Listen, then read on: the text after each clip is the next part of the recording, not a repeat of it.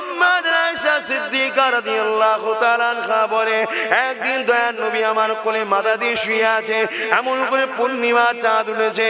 আমি আয়েশা আল্লাহ নবীর মুখের দিকে একবার তাকায়, আকাশের চাঁদের দিকে একবার তাকায়। আমার নবী বলে শোনা আয়েশা রে, কি দেখো তুমি? বারবার একবার আমার দিকে তাকাও, আসমানের দিকে তাকাও। আম্মা জান আয়েশা সিদ্দিকা বলেছিলেন ইয়া রাসূলুল্লাহ, ইয়া হাবিবাল্লাহ, হুজুর আকাশের চাঁদ দেখি আর আপনাকে দেখি। আয়েশা কি দেখতে পেলে? আম্মা জান আয়েশা বলেছিলেন হুজুর আসমানের চাঁদেতে দাগ আছে, আমার কোলের চাঁদে কোনো খুঁত দাগ না।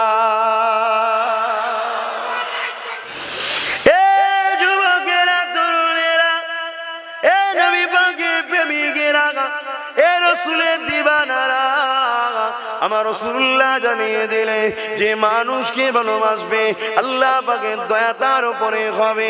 এই যুবকেরা, তরুণেরা, আব্বারা, আল্লাহ নবী একদিন রাস্তা দিয়ে যেতেছিল। নবী আমার দেখতে লাগলেন রাস্তার ধারে একটা বুড়ি বসে আছে, গলায় তার তিনটে ঠাকুরের মূর্তি রয়েছে। আল্লাহ নবী দেখতে লাগলেন বুড়ির কেউ খোঁজ নিতে না, বুড়িকে কেউ কেউ জিজ্ঞাসা করছে না। আল্লাহ নবী রাস্তা ধারে বুড়ির পাশে বসে গেলে নবী আমার বসে গিয়ে মা বলে বুড়িকে ডেকেছিল। বুড়িকে যখন মা বলে ডাকে আরবিতে উম্মুন বলে। এই বুড়ি তখন চোখ তুলে আমার রাসূলুল্লাহ দিকে দেখতে লাগলো, কারণ যে সময়ে ময়া ভরা ডাক দিয়েছে ওই সময়েতে মাকে ছেলেরা হত্যা করে দিত। আল্লাহ নবীর এই ময়া ভরা ডাক শুনে বুড়ি অবাক হয়ে গেল। আল্লাহ নবীকে বলতে লাগলেন বাবা, ছেলে রেখে তুই বাবা, আর কি সুন্দর তোকে দেখতে না বাবা। আমার রাসূলুল্লাহকে এত সুন্দর দেখতে ছিল। আম্মা জান আয়েশা সিদ্দিকা রাদিয়াল্লাহু তাআলা আনহা বলে একদিন দয়ার নবী আমার কোলে মাথা দিয়ে শুয়ে আছে, এমন করে পূর্ণিমা চাঁদ উঠেছে।